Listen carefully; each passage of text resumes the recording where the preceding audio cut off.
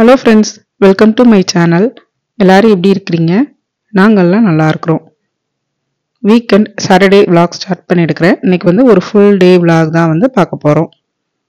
பசங்கள்லாம் எனக்கு முன்னாடியே எந்திரிச்சிட்டாங்க. ஏன்னா இன்னைக்கு ஸ்கூல் லீவ் இல்லையா, அதனால் முன்னாடியே எந்திரிச்சிட்டாங்க.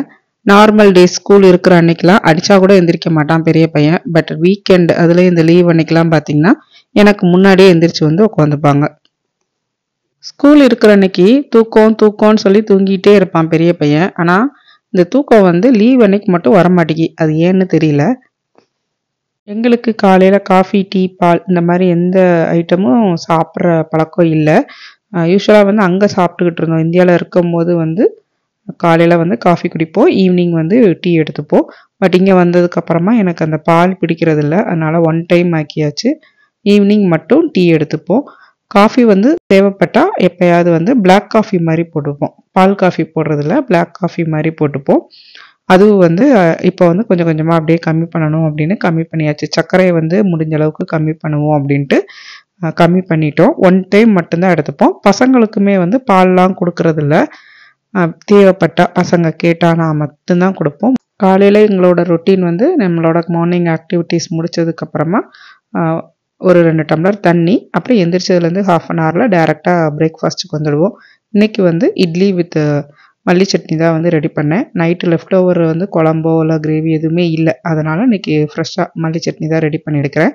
மல்லி சட்னி வைக்கிறதுக்கு மல்லி இலைகள் வந்து ஃபஸ்ட்டு க்ளீன் பண்ணி வச்சிடணும். அதை வந்து தண்ணியில் நல்லா கழுவிட்டு ஃபில்ட்ரு பண்ணி எடுத்து வச்சுக்கணும். அப்புறம் வந்து ஒரு பேனில் ஒரு டேபிள் ஸ்பூன் எண்ணெய் சேர்த்துட்டு உளுந்தம்பருப்பு ஒரு ஸ்பூனு, அது நல்லா கொஞ்சம் பொன்னிறமாக சிவந்து வரையும் எடுத்து வச்சிடணும். ஒரு 4 மிளகாய் வத்தல் காரத்துக்கு ஏற்ற மாதிரி போட்டுக்கோங்க. அதையும் வறுத்துட்டு எடுத்து வச்சிடணும்.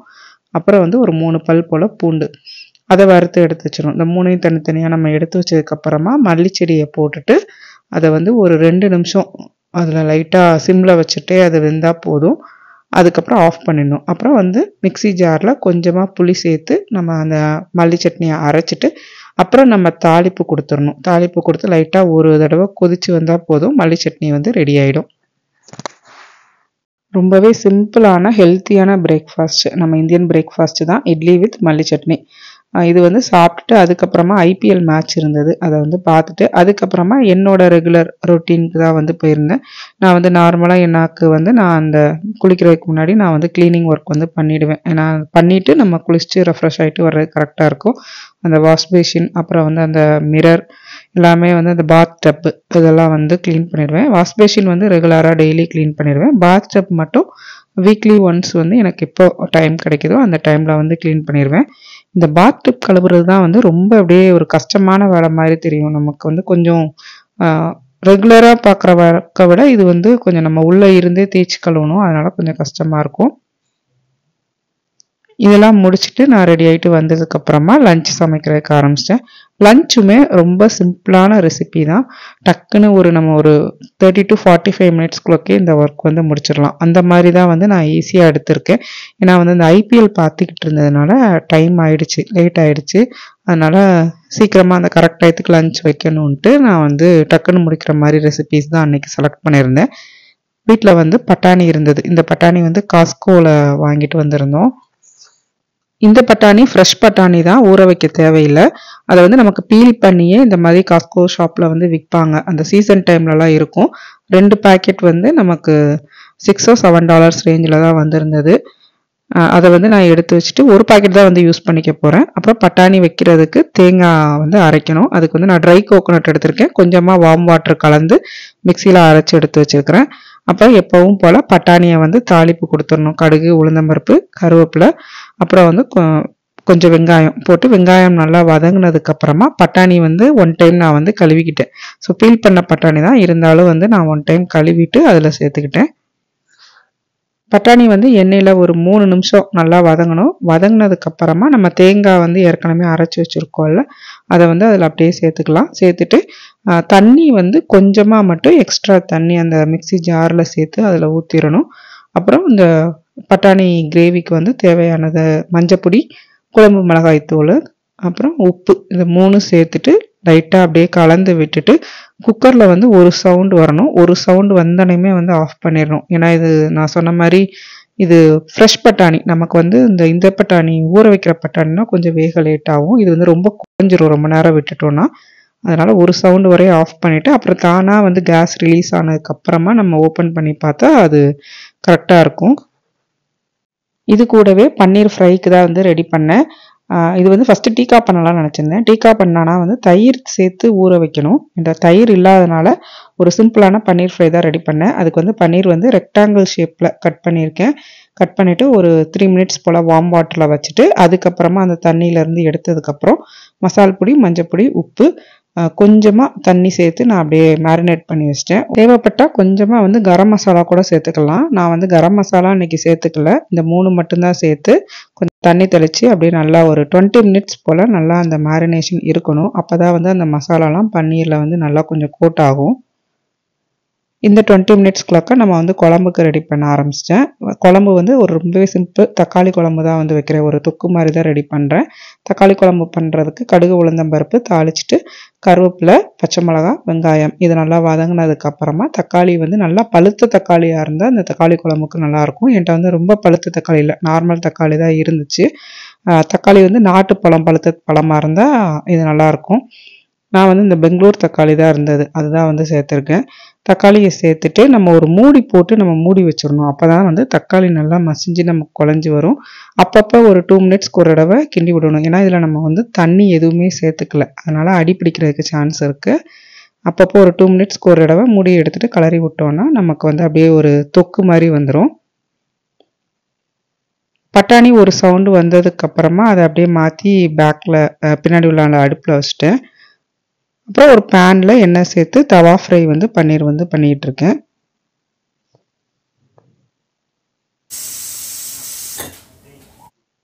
பன்னீர் வந்து ரொம்ப நேரம் வேக விடக்கூடாது. ஒரு 2 to 3 மினிட்ஸ் தான் வந்து வேகணும். அதுக்கு மேலே வெந்தால் வந்து அந்த பன்னீரோட சாஃப்ட்னஸ் வந்து போயிடும். 2 சைடும் நம்ம திருப்பி போட்டு ஒரு 2 to 3 மினிட்ஸ்லேயே வந்து நம்ம எடுத்துடணும். சிம்மில் தான் வச்சுருக்கணும். ஹை ஸ்பீடில் வச்சுருந்தாலும் நமக்கு பன்னீர் வந்து ஹார்டாகி நமக்கு சாப்பிட்றதுக்கு வந்து நல்லா இருக்காது. இப்படி அமுக்கி பார்த்தோன்னா எடுத்துகிட்டு அந்த சாஃப்டாக இருக்கிறது வந்து நமக்கு தெரியும். பஞ்சு மாதிரி அப்படியே அமுக்கும் போதே தெரியும். அந்த மாதிரி இருந்துச்சுன்னா பன்னீர் கரெக்டாக இருக்குன்னு அர்த்தம். ஓவர் குக் ஆயிடுச்சுன்னா பன்னீர் வந்து ஹார்டாக இருக்கும், நமக்கு சாப்பிட்றதுக்கு நல்லா இருக்காது. பன்னீர் ஃப்ரை பண்ணி எடுக்கிறதுக்குள்ளே தக்காளி தொக்கு வந்து சைடில் வந்து ரெடி ஆகிடுச்சு. நான் சாதமும் வந்து ரைஸ் குக்கரில் வந்து வச்சுட்டேன். ரைஸ் குக்கரில் வைக்கிறதுனால நமக்கு டக்குன்னு வந்து ரைஸும் ரெடி ஆகிடும். பட்டாணியில் வந்து நான் கொஞ்சம் தண்ணி வந்து அதிகமாக இன்றைக்கி சேர்த்துட்டேன். கொஞ்சம் தண்ணி கம்மியாக சேர்த்தேன்னா இந்த மாதிரி திரும்ப கொதிக்க விட தேவை இருக்காது. கொஞ்சம் தண்ணி கன்சிஸ்டன்சி அதிகமாக இருக்கிறதுனால திரும்ப நான் கொதிக்க விட்டு எடுத்து வச்சுருந்தேன். ஒரு 30 to ஒரு 45 மினிட்ஸ்லேயே வந்து நம்ம சமையல் வந்து டக்குன்னு ரெடி ஆகிற மாதிரி ஒரு சிம்பிளான சமையல் இன்னைக்கு.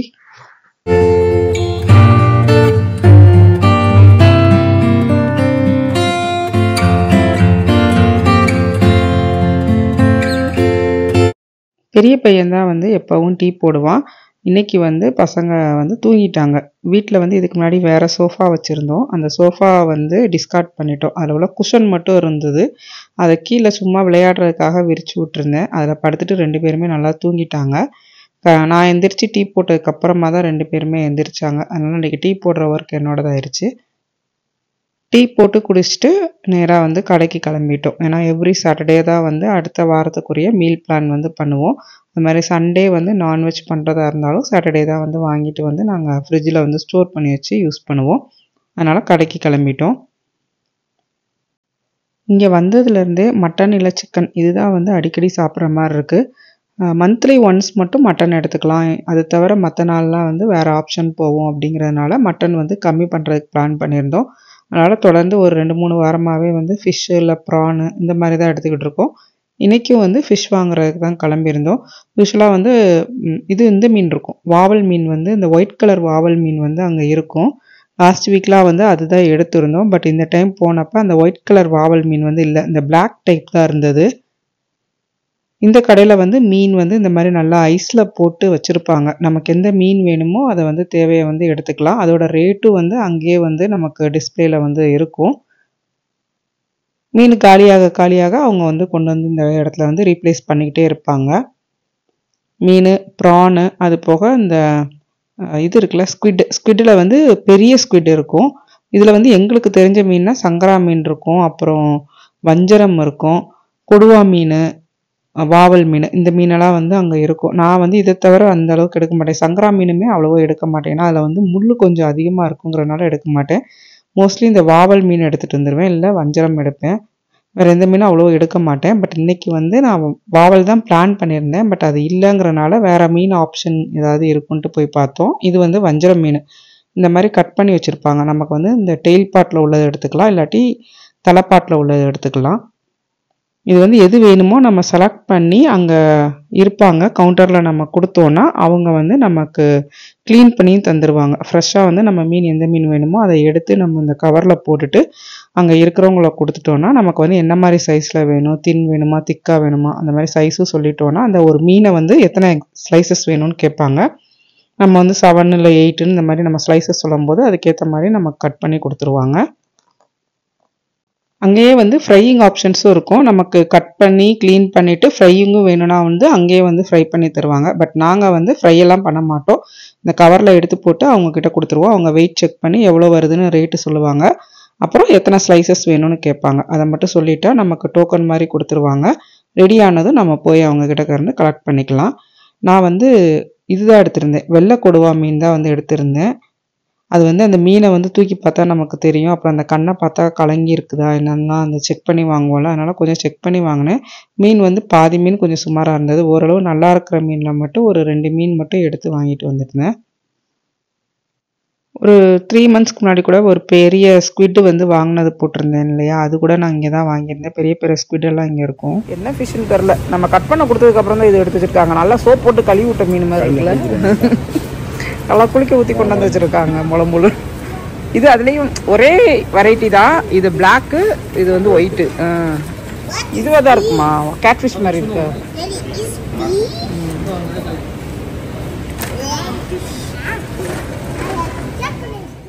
முழு மீன் மட்டும் இல்லாமல் மீன் வந்து இந்த மாதிரி ஸ்லைசஸும் போட்டு வச்சுருப்பாங்க. ஒரு சில மீன் வந்து போட்டு வச்சுருப்பாங்க. இது வந்து சால்மன், அப்புறம் வஞ்சரம், இதெல்லாம் வந்து ஸ்லைசஸ் போட்டு வச்சுருப்பாங்க. இதுவுமே வந்து நமக்கு வேணும்னா நம்ம எத்தனை பீஸ் வேணுமோ கவரில் போட்டு எடை போட்டு அவங்க வந்து கவரில் போட்டு கொடுத்துட்டா போதும். அங்கே எடை போடுற இடத்துல போட்டு அவங்களுக்கு எவ்வளோ ரேட்டு அப்படிங்கிறத வந்து அங்கே போட்டு கொடுத்துருவாங்க. ஃபஸ்ட்டு 2 மீன் தான் எடுத்திருந்தேன். அப்புறம் பத்தாதோன்னு ஒரு டவுட் வந்தது. அதனால் திரும்பவும் ஒரு மீன் எடுத்து திரும்பவும் கவரில் போட்டு கட் பண்ணுறதுக்கு கொடுத்துட்டு வந்துட்டேன். அவங்க கட் பண்ணி க்ளீன் பண்ணுற அந்த நேரத்தில் நாங்கள் கடையில் வேறு ஏதோ ஐட்டம் வேணுமான்னு சொல்லி சுற்றி பார்த்துட்டு அங்கே இருக்கிற ஐட்டம்ஸ்லாம் பார்த்துட்டு வந்திருந்தோம். இங்கேயே வந்து பேக்கரிலாம் இருக்கும். அங்கே உள்ள பன்னெல்லாம் பார்த்திங்கன்னா செம்ம சாஃப்டாக இருக்கும். பட் நாங்கள் வந்து அன்றைக்கி எதுவும் வாங்கலை. மீன் வாங்கிட்டு கூடவே வந்து இந்த தக்ஷு வந்து ஜெல்லி கேட்டான். மெயினாக இந்த மங்கி இருக்கிறதுனால அந்த மங்கி பாக்ஸ்க்காகவே இந்த ஜெல்லியை வாங்கினான். அதை மட்டும் வாங்கிட்டு அப்புறம் வந்து பசங்களுக்கு வந்து எதுவும் சாப்பிட்றதுக்கு அன்றைக்கி கொடுக்கல. அதனால் ஸ்நாக்ஸ்க்காக ஒரு ஆனியன் ட்ரிங்க்ஸ் பாக்கெட் மட்டும் எப்படி இருக்குன்னு பார்க்கலாங்கிறதுக்காக ட்ரை பண்ணுறதுக்காக வாங்கிட்டு வந்திருந்தோம். அது அப்படியே காரில் போகும்போதே அந்த மீன் எடுத்துகிட்டு நாங்கள் வந்து காய்கறிகள் வாங்குறதுக்காக கடைக்கு போயிருந்தோம். ஸோ அந்த போகிற டைமில் அந்த ஸ்நாக்ஸை வந்து அப்படியே சாப்பிட்டுக்கிட்டே போயிட்டோம்.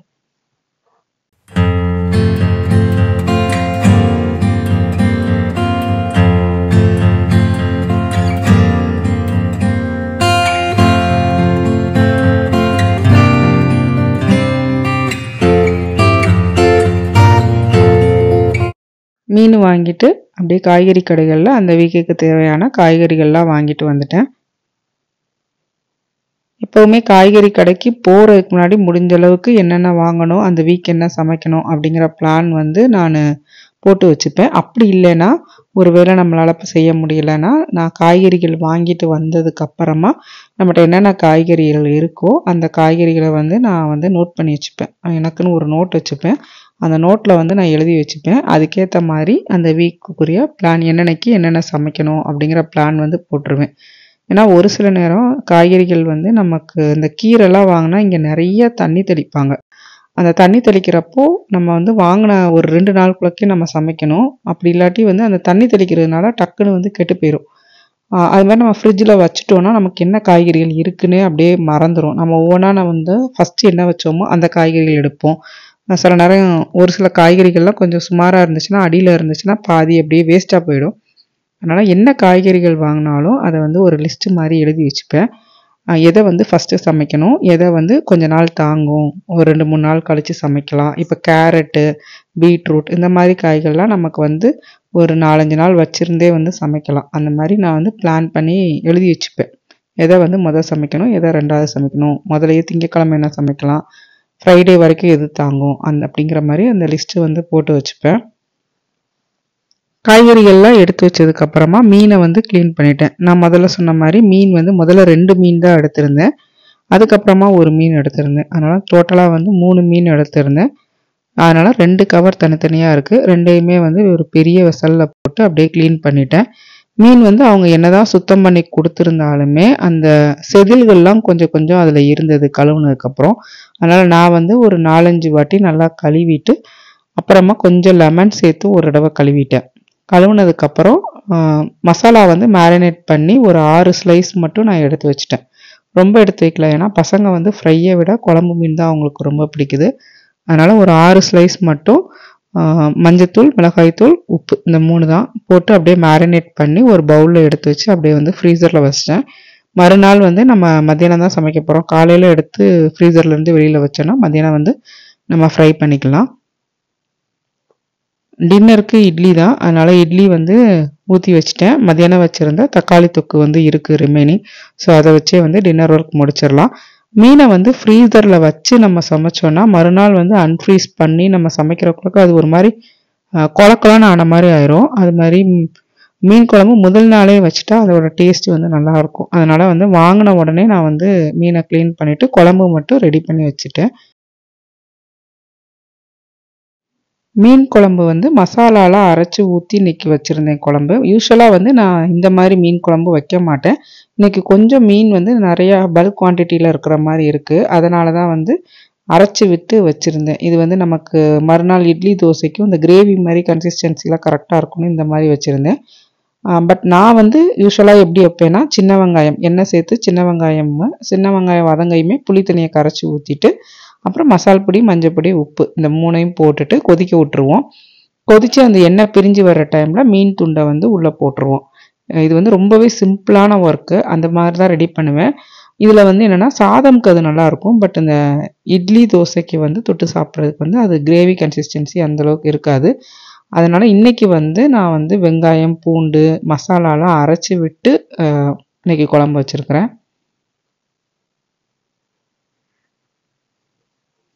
மீன் வந்து இதுக்கு முன்னாலலாம் வந்து நான் ஃப்ரோசன் மீன் தான் வந்து வாங்கிட்டு இருந்தேன்.